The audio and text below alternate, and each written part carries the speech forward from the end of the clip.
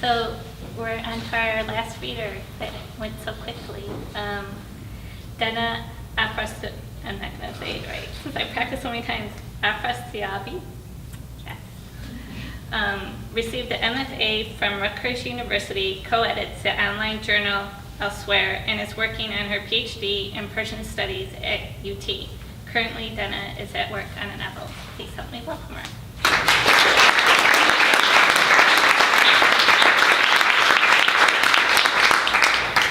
I'm a little bit angry at my novel right now. We're not on good terms, so instead I'm going to read a very short, self-contained piece. This is called Giving Birth to Grandma. I wake up one morning in my cabin in Taos, New Mexico, with the voice of my dead grandmother chattering in my head. Her pruned body has made a home inside me, as if I'm pregnant with her. I don't know why she picked me and not one of her other 50 grandchildren. It's not an easy job. She tells me what to do all day long. Make me a sandwich, drink more fluids, wear a sun hat. Her advice extends to my love life. Tell your father to take you up to the towns near the Caspian, she says. Tell him to find you a new husband up there. Nice boys up north. She thinks we're back in Iran until I show her a map. We're in Mexico, she screams when I point to Taos. I'd accidentally covered the new with the heel of my hand. She finally calms down when I tell her Cher has a house not far from here. She's always liked Cher. Everyone said they looked alike. Same deep-set eyes, same strong chin. She starts singing, Do You Believe in Life After Love? But she never did master English, even after 30 years in the US, and so she garbles the words into, Do you bleed in the afterlife? I've come to Taos for a spiritual cleansing. Yesterday, the white guide with dreadlocks trailing down his back took a group of us to a teepee at the base of the mountain. He didn't say much as we climbed in through the flap, just pointed to the alpaca blankets lined up on the floor and gestured for us to sit. The pipe went around the circle and came to me last. I coughed and coughed. The guide whacked my back hard. Nothing happened at first. A few people moaned and started peeling off their clothes. A tiny woman sobbed into her hands. An elderly man lay on his back and sucked on one of his big toes, making baby noises. But just when I decided it wouldn't work for me, I saw a giant green door. A voice told me to turn the knob. Inside, everything was black and white. The scenes looked vaguely familiar. Lots of garish polyester and bell-bottoms, mustaches thick as my arms, women who looked like me, with eyebrows like tiny boomerangs and pursed lips that suggested either anger or a long-kept secret. I realized I'd walked into my parents' photo album of 1970s Tehran. Grandma was on the last page, shimmying with Grandpa at my parents' wedding. She waved at me. Come here, she said. I should have walked away, but she looked so happy to see me. Grandma's commands and whining exhaust me. When I think I can't take it anymore, I run into the desert under midday sun, hoping to sweat her out. She only gets angrier when I do this. All my life, people tried to get rid of me, she says. First, my mother married me off to your grandfather when I was just a teenager. Just like that, she said, you have to go. Didn't ask for my opinion.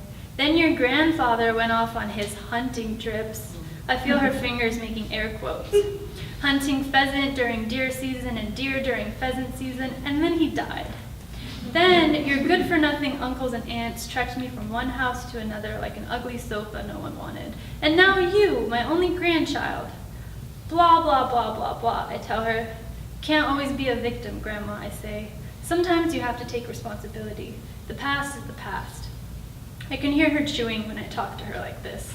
She munches on the cookies she carries everywhere with her in case her blood sugar suddenly drops. She takes loud, echoic bites, and the crunching hurts my ears. Grandma, I yell, but that only makes her chew louder. The times I hear her crying are the worst. She turns and punches her fists into the walls of my belly. At these times, I dig through the box of books stuffed into the trunk of my car, find the Divan of Hafez or Rumi's Masnavi if I think she needs something more spiritual. I lie on my back on the patio, next to a column wrapped in jasmine vines, break off a few stems, and rub the flowers onto my bare stomach while I read poems to her. The smell tricks her into believing we're in Shiraz. She corrects my pronunciation between sobs, but by the end of the second poem, she quiets. I go to local spiritual guides for help. The acupuncturist tells me I need to open my chakras to let Grandma out. She sticks needles into my abdomen that made Grandma scream. That one nearly blinded me. She elbows me hard in the gut. The hypnotherapist puts Grandma right to sleep. At first I think she's gone for good, but then I feel her snore rumble through me like a train. Reiki makes Grandma laugh and laugh. I didn't know I was so ticklish, she says. Do that again. After we visit all the healers in Taos, I give up trying to get rid of her. Years pass. We fall into a kind of routine. Grandma promises to disappear for a while to give me some privacy when I go on dates, and in exchange, I let her complain about the relatives who mistreated her. She tells me stories from her youth that I collect into a book, and we tour the country together for signings and guest stints on morning talk shows. Eventually, her presence becomes forgettable as a whim.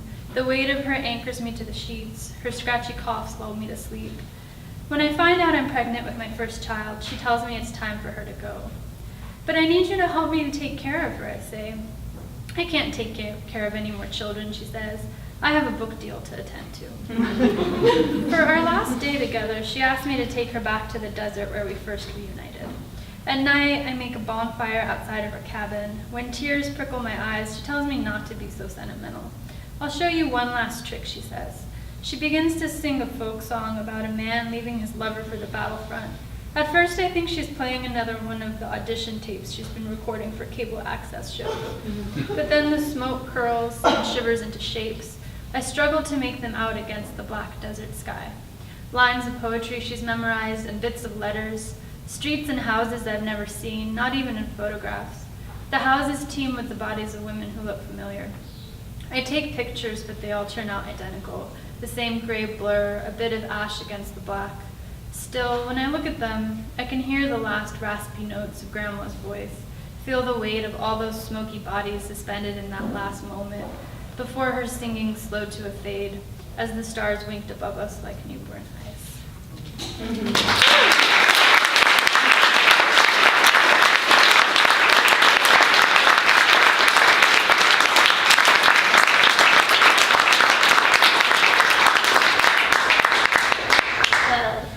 Thank you all for coming, and thank you for helping us celebrate all these wonderful writers. It was such a pleasure to hear everyone in one night. So one more round of applause.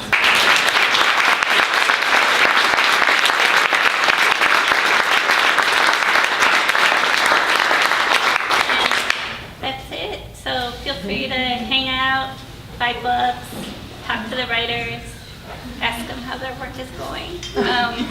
And yeah, thank you so much for coming.